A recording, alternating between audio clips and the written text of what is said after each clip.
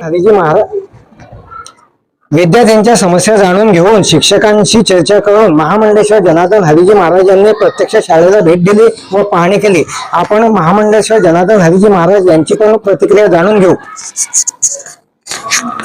नमस्कार, मी फैजपूर येथील municipal high school मध्ये उपस्थित आहे। आज सकाळीच माझ्याकडे ह्या सगळ्या विद्यार्थिनी आल्या। माझ्याकडून काही त्यांना अपेक्षा असतील की मी लक्ष घालावं या हेतूने त्यांनी मला अर्जही दिला आणि त्यानुसार मी म्हटलं मी बघितल्याशिवाय मला कळणार नाही, म्हणून आज मी हायस्कूलमध्ये हे सगळं चित्र बघितलं। फारच विदारक आहे। कदाचित माझ्याकडे येण्याचं कारण की ज्यावेळी शताब्दी महोत्सव आपण केला तेव्हा मी गावानीच संपूर्ण लक्ष दिलं आणि बऱ्यापैकी डागडुजी बिल्डिंगची केल्यानंतर परत आता थोड्या त्या पद्धतीच्या कामाची आवश्यकता आहे, म्हणून त्या माझ्याकडे आल्या असतील की मी लक्ष घालावं। आता अनेकांनी लक्ष घातलं नाही म्हणून त्या माझ्याकडे आल्या की आधी माझ्याकडे आला ते मला माहित नाही, परंतु मी जबाबदारी समजून इथे आज उपस्थित आहे। आणि जी परिस्थिती मी बघितली की शिक्षकांच्या डोक्यावर प्लास्टर पडतंय, विद्यार्थ्यांच्या पडतंय, वर्गांमध्ये कितीतरी 6-6 इंचाचं पाणी साचलं आहे।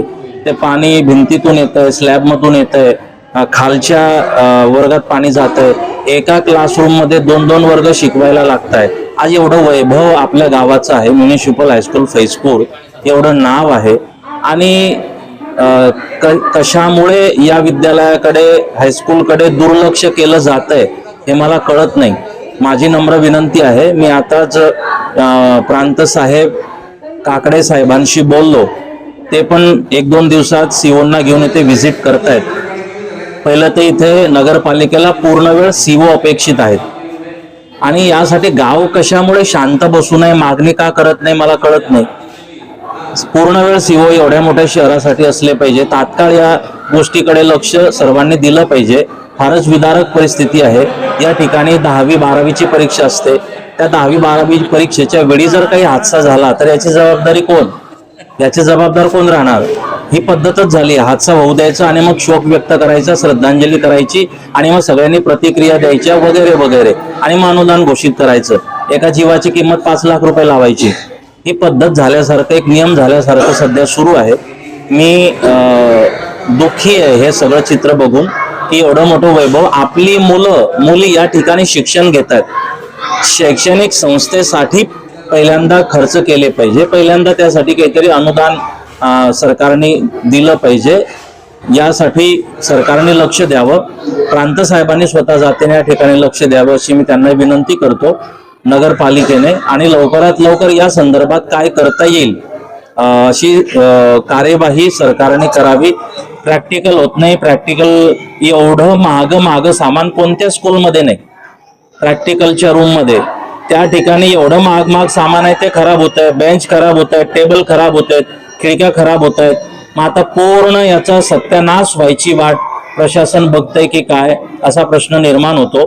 आता मी उघडपणे यासाठी हे सगळं बोलतोय की आता लोकसभा आटोपली, आता लोकसभेसाठी महाराज प्रयत्न करतायत, हा विषय बंद झालाय, म्हणून मी आता अशा कामांकडे लक्ष परत द्यायला सुरुवात केली आहे। मी एक गावाचा नागरिक आणि माझ्याकडून काही अपेक्षा असतील तिथे मी जाऊन माझी भूमिका मांडत असतो, धर्मकार्यासोबत समाजकार्य या उद्देशाने आज मी या ठिकाणी उपस्थित आहे। यामध्ये पक्ष आणि वेगळे कोणते विषय न आणता प्रत्येकाने याकडे लक्ष देऊन हे काम पटकन कसं करता येईल याची काळजी घ्यावी अशी माझी विनंती आहे। आणि त्याआधी हे सगळं करावं, उद्रेक व्हायच्या आधी। मला काही पालकही भेटले, ते आंदोलन करण्याच्या भूमिकेत आहेत। मी शिक्षकांशी या बाबतीत संवाद केला, शिक्षकांनाही मी काही सूचना केल्या। हे आंदोलन वगैरे हे होण्याच्या आधी काहीतरी कार्यवाही व्हावी अशी मला अपेक्षा आहे। सरकारने पण लक्ष द्यावं, प्रशासनाने याच्याकडे लक्ष द्यावं आणि लवकरात लवकर या समस्या सोडवण्यासाठी प्रयत्न करावे अशी मी विनंती करतो। नगरपालिकेकडून फैजपूर नगरपालिकेचे म्युनिसिपल हायस्कूल या ठिकाणी महामंडलेश्वर जनार्दन हरीजी महाराज यांच्याकडे विद्यार्थ्यांनी तक्रार केली। त्या तक्रारीच्या अनुषंगाने आज महाराजांनी प्रत्यक्ष शाळेला भेट दिली।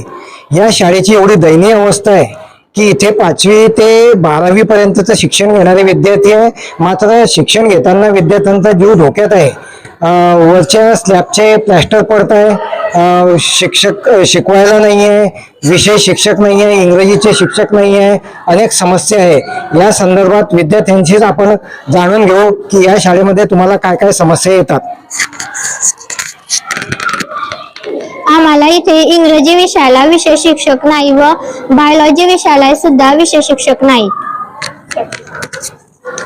आमचे प्रॅक्टिकल होत नाही आहेत कारण की बायोलॉजी फिजिक्स आणि केमिस्ट्रीची लॅब गळत आहे.